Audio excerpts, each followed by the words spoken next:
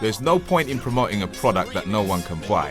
And if you're going to get your product into the shops, you're going to need a distributor. Very simply, a distributor puts your records in the shops. You can go into different levels with it. We put the right records in the right shops. We get tracks in off artists, labels, or in-house stuff. And then like we've got accounts all over the country, HMV accounts, and like worldwide export accounts as well. We've got telesales, which is like 3 guys in the office that Monday to Friday are on the blower to all different accounts. And then there's 2 vans, one of which I drive, and then another drove by the guy called Chris. And we're like in London and around London. Basically do what some people do for themselves, you know, you can go to the shops, show them the stuff, and they take what they think they can sell of it. There are different types of distribution. I mean, we obviously try and get to everyone. We'll deal with the supermarkets as well as dealing with the underground level. But we can't predominantly deal with the underground level. Vitals of a size, you know, and it needs feeding, and I need bigger records to feed that. And there are smaller distributors, and to be honest with you, we use them as well as what's happening at press and what's happening at radio. So if somebody's got 500 white labels or 1,000 white labels, they're best off using these smaller distributors. And once they get them out to the shops, if there's enough hype on a record, it will soon come to our ears. Try and be honest with people down the line. That's the best policy with the music thing. If you're like, you know what I mean, try and be too nice, and then they go and press 1,000 records and you sell 20, they're gonna be pissed, innit? Someone should make contact with a distributor when they feel that they have the rest of the team in place. If they've got the right radio team, the right press team, the right live agent, they feel that they're going to get support from radio and from press, then that's when the distributor should be contacted. Ideally, by the time you come to us, there's a lot of hype on your record already, so we just do our job as a distributor and just sell as many units as we can for you. But some people, like, they'll send you a demo, and then obviously me and Andre sit here and listen to it and might think, yeah, that's good, or that's not, whatever it may be. But ideally, if you've given it to certain DJs that you think are going to make that kind of record big for you, and that's all dealt with first, then obviously it just makes our job a lot easier. We try and work with a very rough philosophy of record buying thresholds, and we think there are 5 record buying thresholds. The first one is about 2,000 people. They're the opinion formers. They shop predominantly the independent stores, and they're the first point of call. They're the people you hit first. The second threshold is like a 2,000 to 10,000 threshold. They shop at HMVs and Virgins predominantly. They still go into independent stores. They're music lovers and they'll buy regularly, maybe once a week.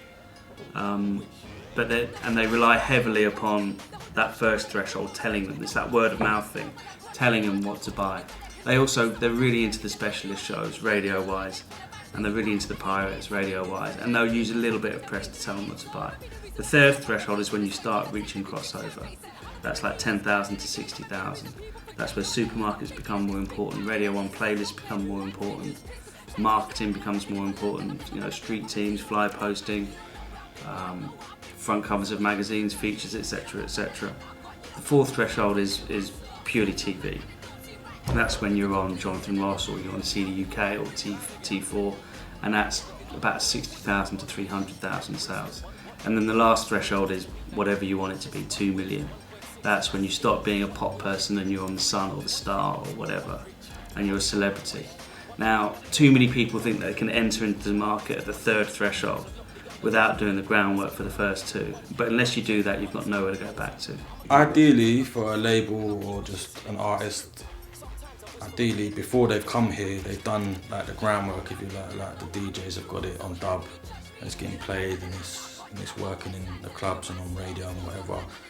Because from that, then you know that, yeah, obviously people are going to want to buy it. It's been dealt with properly already. Like, sometimes you can get something and you in your head know, yeah, that's big, no one ain't got it yet, but you can hear it in the tune and you think, all right, well, either you go and deal with it and get the hype on it, or I can take it on and I can deal with that for you.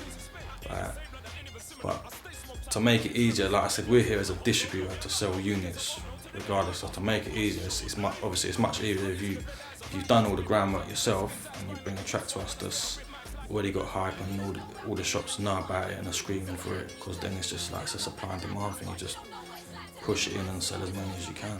You know what? So up until recently, I started using Essential Direct Limited. Basically, big distributors in the whole underground scene. I think they do a lot of like 4/4 House, they do Jungle, they do quite a lot. They do everything. I think Majors even use them as well.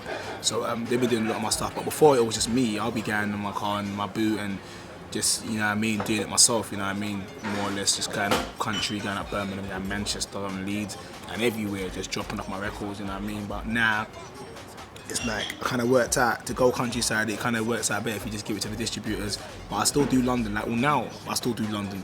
Like, you know what I mean? People might see me, like, sometimes people are shocked, they see me in the shop coming with a record, but like, Lethal, what's going on? I'm like, yeah, man, what's happening, bro? I'm still grafting, bro. Don't think, like, because man had a number 11, that I'm going to set my ass and let the label do everything. Nah, it's not that.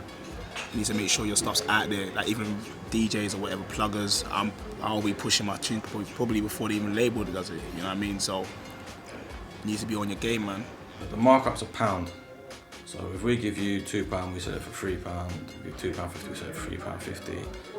I try to keep it as close to £2.50, which is kind of like the industry standard.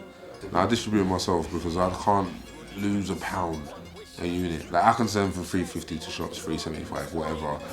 And if I go to a distributor, the most they all want to give me is I've been given £2.35, £2.40, £2.50. I do distribute my own tunes, and I also give them to Essentials when I've done about 1,000 myself. Do your first 1,000 yourself here, and then give it to Essentials. If you're doing it yourself, obviously you can only get to X amount of shops in a day. Whereas like I said, we've got 3 people on the phone a day, plus 2 drivers on the road. So we're out there like day in, day out, pushing it out there.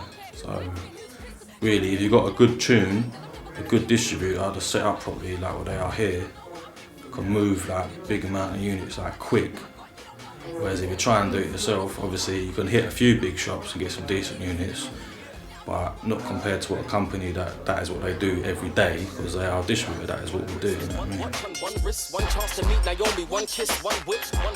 The internet affects our business in a very positive way, especially now at the moment. Downloading is gathering momentum. The CD single format is virtually disappearing, and in future the releases are going to be on 12-inch and download or 7-inch and download. So from a downloading perspective, in a very positive way, a lot of labels lose a huge amount of money through manufacturing singles. The download thing, I'm personally a bit wary of that.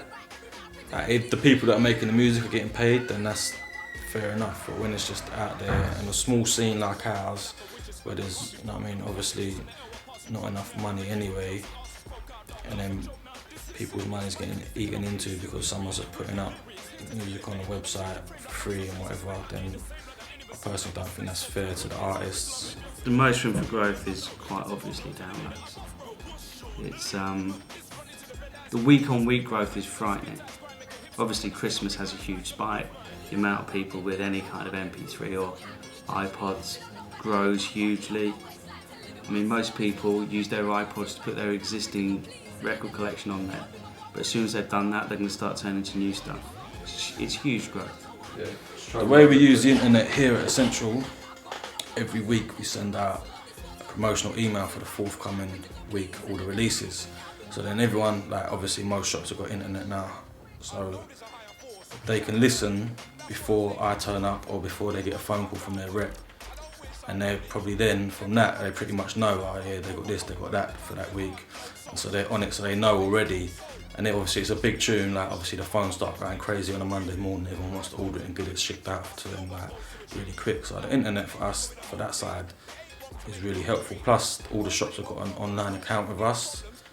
So if maybe they ain't got time to do it when we need to do it, but so they can do it in their own time, and it just goes through automatically, all the stock gets picked and sent out to them. So it's helpful for us.